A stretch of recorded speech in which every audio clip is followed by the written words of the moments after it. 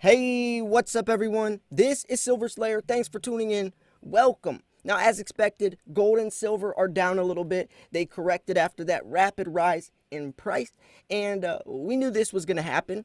So, what's going on now? There's actually a lot more happening behind the scenes that I think people notice or even know.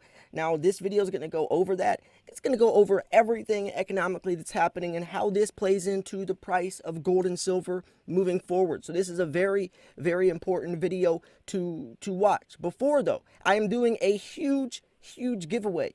34,000 subscriber giveaway. You guys do not want to miss that. It's going to be one of my biggest giveaways ever.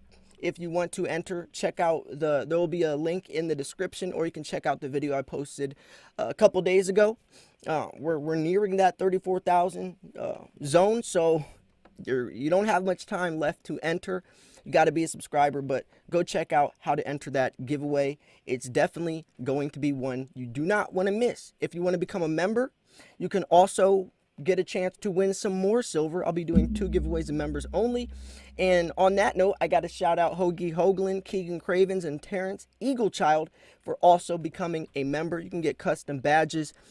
We'll do members only giveaways. There's a members only chat. There's a lot of stuff. I'll even shout you out. So on that note, the link to this article will be in the description. Now, let's look at what's actually going on behind the scenes. So gold and silver future prices are near unchanged in early U.S. trading Friday. Gold prices Thursday scored a 4-week high and silver a 5-week high. Now the bulls are taking a rest after a good week. And I actually made a video yesterday talking about how silver and Bitcoin are pretty close in price and moving at a pretty correlated direction. And it's interesting because the article wasn't talking about gold and Bitcoin like it usually does. It's talking about silver and Bitcoin. The precious metals bulls have been boosted this week by a reaffirmed easy money policy from the U.S. Federal Reserve and rising hopes of a new stimulus package for Americans.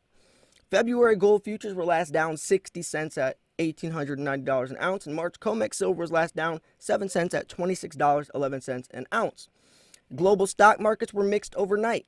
U.S. stock indexes are also pointed toward narrowly mixed openings when the New York day session begins. Trader and investor risk sentiment have been very upbeat this week, heading into the holidays.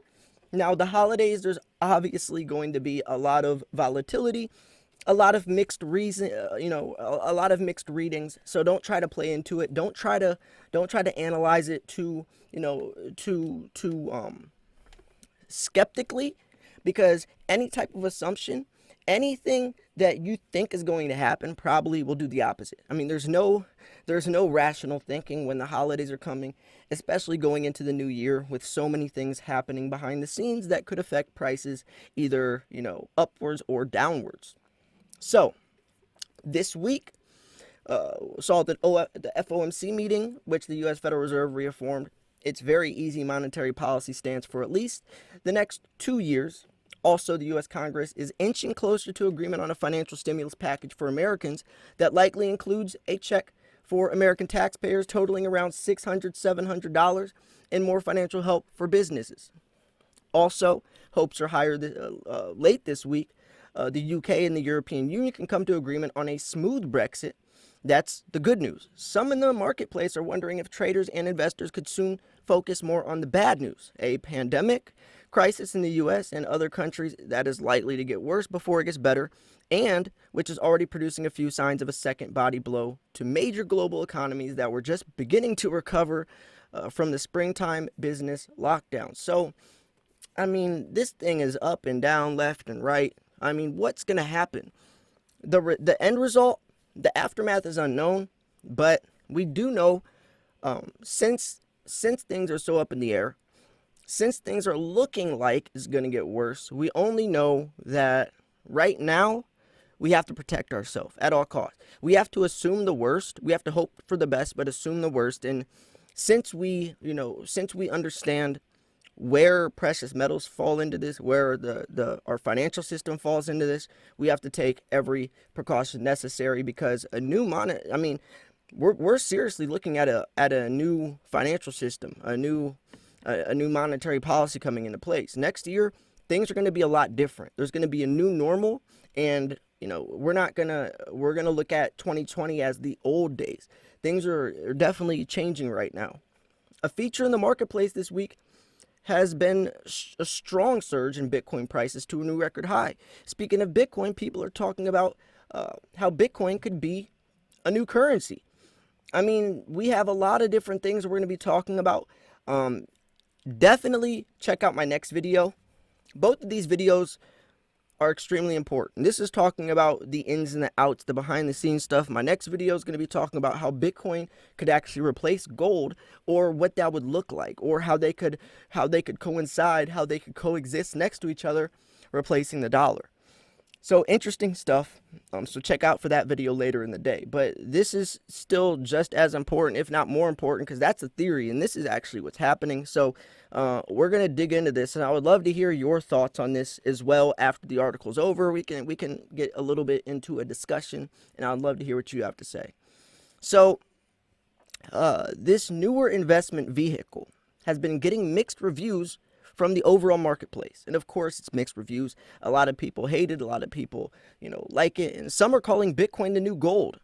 Some TV advertisements are portraying those who hold gold as a safe haven asset as being behind the times. The other side of the argument says that when SHTF really hits the fan, it's rattled investors that's going to be comfortable holding on an asset they can only be seen on a computer screen when the internet is in service. And it goes both ways. There's advantages, there's disadvantages, there's pros and there's cons.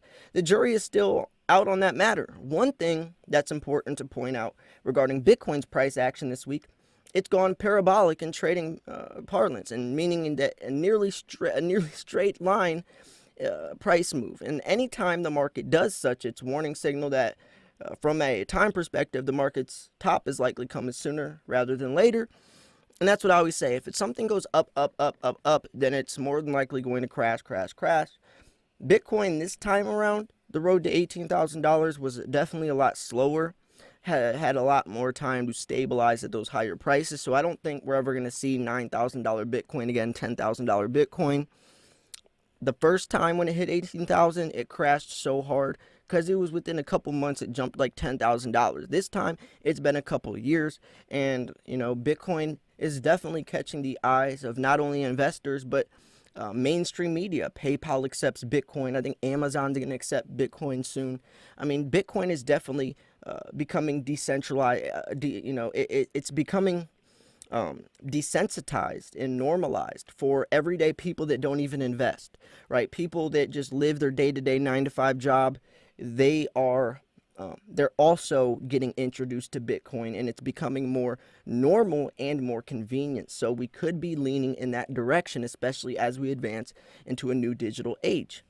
So, and that's whether you like it or whether you hate it, you have to acknowledge that fact. You have to look at this. You could hate Bitcoin all you want, but you still have to understand what's going on, because this could be affecting our future.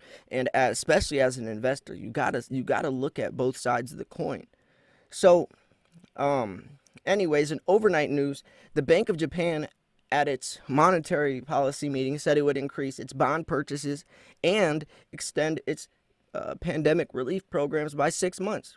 So the U.S. dollar index is slightly up on a tepid bounce after hitting a 2.5-year low on Thursday. The USDX remains in a strong price downtrend, and it's important to note that trends in the currency markets tend to be stronger and longer lasting than the price trends in the other markets. The other important outside market sees January NYMEX crude oil futures prices slightly lower and trading around $48.30 a barrel. The yield on the benchmark 10-year U.S. Treasury note futures is currently trading around 0.92%. U.S. economic data due for release Friday is light and includes leading economic indicators and international transactions from a current account perspective. So here's the 24-hour spot gold bid. We can see things pretty flat, and same with silver. I think things are starting to slow down after that rapid rally, but let's go into the technicals. So technically, the February gold futures bulls have the overall near-term technical advantage amid the fledgling price uptrend in place on the daily bar chart. Bull's next upside price objective is to produce a close in February, and the February futures above solid resistance at the November high of $1,973. And Bear's next near-term downside price objective is pushing futures prices below solid technical support at this week's low of $1,820. First resistance is seen at 1,902 and then at 1,910. First support is seen at 1,881 and 1,865. So we definitely have some pretty volatile numbers, but nothing too crazy. And I definitely think gold's going to stay this high. I definitely think it's going to be breaking through that $1,900 zone closing out the year. It is the holidays, though, so like I said before, anything could happen. But in the bigger picture, in the grand scheme of things, this is nothing, right? Whether it's 1,900 or 1,850 or 1,820, going into next year, that really doesn't matter. So March silver futures bulls have the firm overall near-term technical advantage amid a near-term price uptrend on the daily bar chart. Silver bulls' next upside price objective is closing prices above solid technical resistance at $28 an ounce. The next downside price objective for bears is closing prices below solid support at 24. First resistance seen at 26, and next support seen at 25, and then 25.33. So we definitely have some higher prices that are getting normalized, and it's definitely good. It's definitely good to know that these are the new normals. I mean, it's something that we've been waiting for the past, like, I swear it's been like 7-8 years since I started stacking. You know, I got in when it was around, I don't remember, but the first price I really remember silver was stuck at was around 2015, 2016. I remember when it finally hit that July 2016 high of $21. That was like the first rally I really saw where like things were exciting. But since then, nothing's really happened until now, till August, when it approached 30. And that's something to take note of, is the time is happening again, right? This isn't just a daily video just talking about precious metals with nothing happening. You know, we're on the cusp of something very, very important and very, very profitable coming up. You know, the time is here. What we've been talking about for all these years on this channel, all the articles we read, all the theories, it's all coming down to the wire. We're here. And starting next year, that looks like when everything starts to really happen. I mean, things have already started happening. Things have happened since, I mean, look at March. Silver was $11, hit $30 in April. It's like 160% gain. I mean, things have already been happening, but it looks like the real big boom is going to start next year, and it's going to be because of that S word, which is stimulus. So you can even see on the side, there's other articles from Kitco. Is gold's price gearing up for a Christmas rally? I mean, there's definitely a lot of different things that could be happening. There's a lot of different things that should be happening, but like I said, when the holidays are around, when it's the end of the year, you really can't, you have to expect the unexpected. And the only reason that would really matter for you was if you're looking to buy, sell, or trade. A lot of us are holding, though.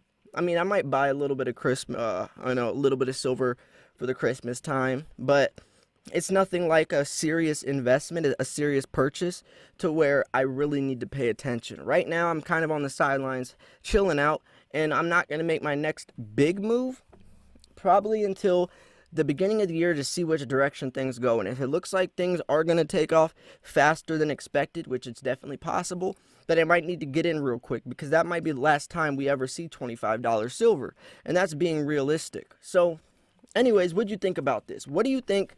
You know, where do you think silver stands closing out the year? And another interesting question that I really don't talk about this much, but what do you guys think about Bitcoin? And what do you guys think about Bitcoin being compared to gold? Do you think Bitcoin would be the new gold?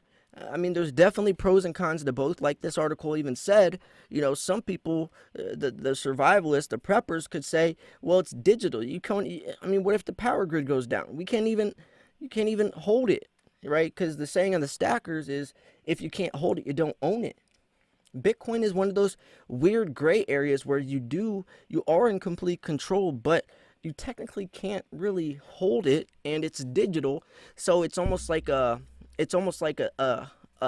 theory, or it's almost like an illusion of money. It's a very weird situation to be in, and that's why I think diversification is also key as well. So anyways, let me know what you think about that. Like I said in the beginning, I'm doing a huge giveaway, 34,000 subscribers. We're approaching that very quick, so you definitely want to go check out that video or click the link in the description. If you also want to become a member of the Slayer Elite, click that join button next to the subscribe button. We got some really cool stuff over there as well. Like I said, stay tuned for my next video. We're going to be going over how Bitcoin could be a new currency and actually replace gold, and some other stuff as well. I mean, this is stuff that you have to be you have to be tuning into, right? That's why I split these two videos up, because these are both equally important things that we have to get across, but they're definitely not, there's not enough time for both of these topics to be in one video. So I'm going to wrap this video up here. If you enjoyed this video, make sure to smash the like button. Thought this was educational, informational, at least entertaining. Also, make sure to subscribe. I post daily videos. Thanks for tuning in. This was Silver Slayer. I'll see you guys soon. Peace.